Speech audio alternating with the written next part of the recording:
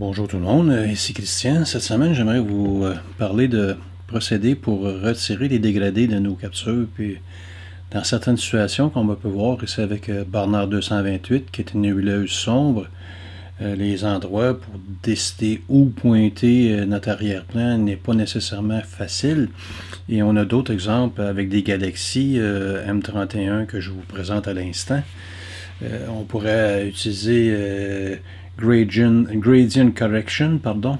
On pourrait utiliser Graxpert AI, les instruments d'intelligence artificielle qui, prime abord, nous donnent une confiance très franche, sinon absolue, envers les procédés qu'on peut utiliser.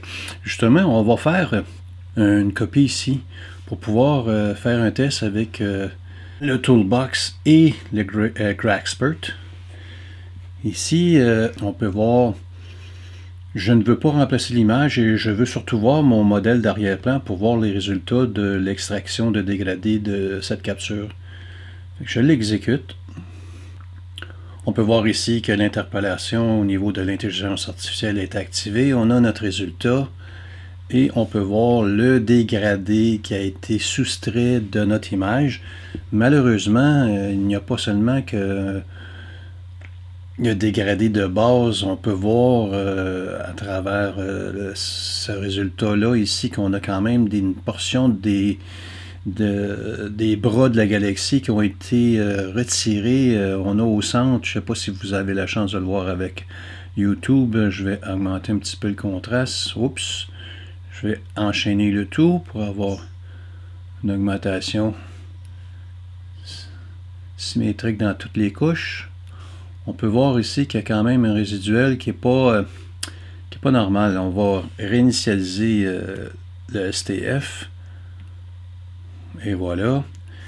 Et si on va chercher ABE et qu'on utilise la fonction de degré au niveau 1, on pourrait demander à ABE de justement déceler le dégradé de base à travers l'image. On pourrait lui demander de soustraire le tout pour nous montrer ce qu'est le résultat du retrait qui est supplémentaire, qui n'est pas désiré. Fait que je vais l'appliquer au modèle. Ici, nous avons le résultat du dégradé. Si j'active un STF, on peut très bien voir le dégradé de base qui a été soustrait par Graxpert, mais on peut voir aussi les éléments qui ont été trop impactés lors de l'extrait utilisé par l'intelligence artificielle. Je vais effacer le tout ici pour refaire un autre travail.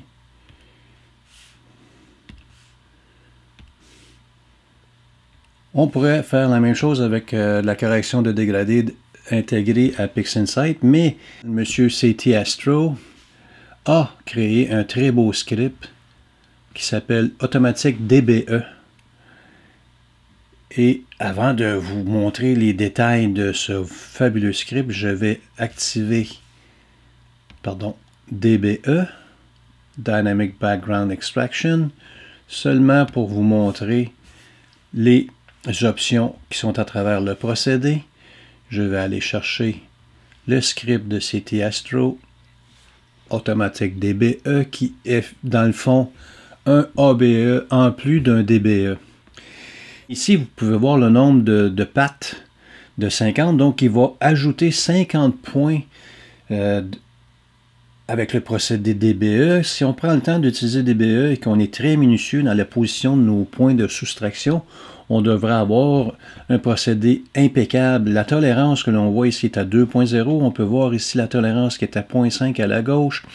Le nombre de points.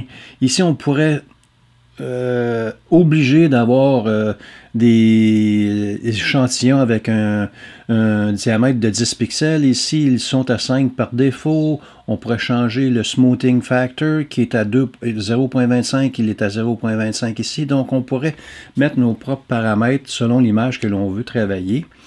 Et on pourrait l'exécuter, évidemment. C'est ce que je vais faire. Je vais enlever quand même le DBE. Pour ne pas avoir... Il faut que je sorte du script. Je suis bloqué dans le script. Je rappelle le script de CT Astro. Et je vais l'appliquer à notre image M31. On peut voir qu'il y a déjà un ABE d'appliqué. On peut voir dans la console également qu'ici, on a en plus des 50 points, on en a 12 qui font tout le tour de notre cadre, c'est par défaut. Donc, on va avoir 62 points à travers notre DBE. Et ici, on voit le résultat final qui a été fait avec ce très beau script. On peut voir ici le dégradé qui a été soustrait de notre image. Et il n'y a pas de structure très bien définie. C'est tout un dégradé avec des zones d'espace très grands. Il n'y a pas de zones très petites qui ont été décelées à travers son procédé. C'est vraiment fort intéressant. Et si je viens voir l'historique qui s'est passé au niveau de M31 RVB ADBE, on peut voir qu'il y a eu une neutralisation de l'arrière-plan.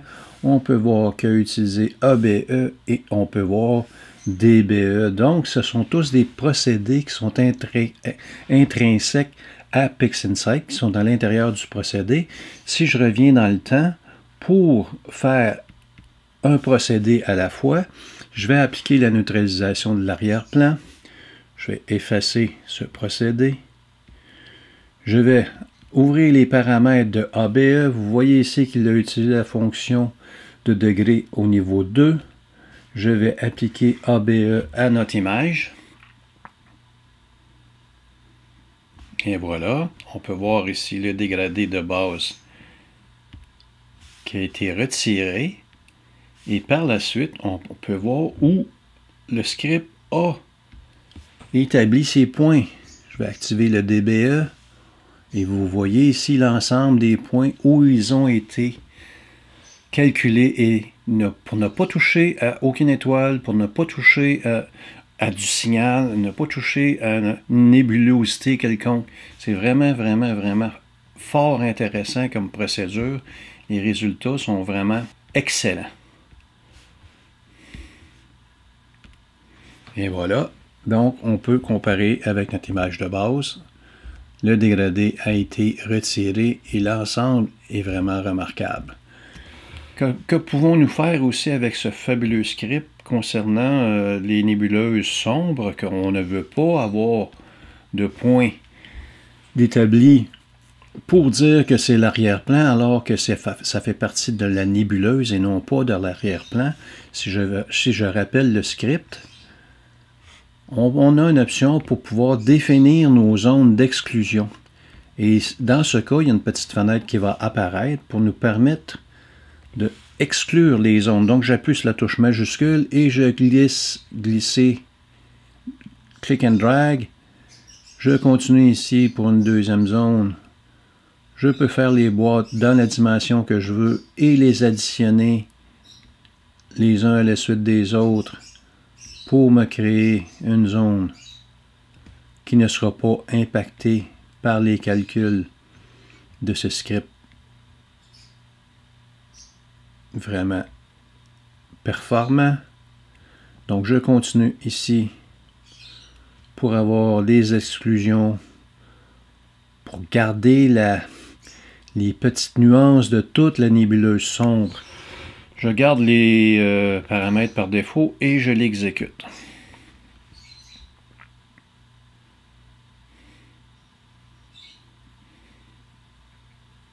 Et voilà, ici le dégradé concernant cette nébuleuse sombre, on peut aller voir. On n'a pas de détail qui est établi. On a une zone qui est plus foncée ici parce qu'elle fait partie de l'exclusion. On voit ici le résultat de notre extraction de dégradé. On peut comparer avec l'image de base. On voit vraiment une très belle nuance au niveau de l'ensemble. Et on a quand même des détails d'intensité lumineuse qui sont différentes, ce qui nous permet, avec le temps, de développer un excellent résultat en couleur de cette très belle nébuleuse sombre. En espérant que vous avez apprécié ce très beau script de M. Franklin Malek, que j'apprécie beaucoup. À la prochaine.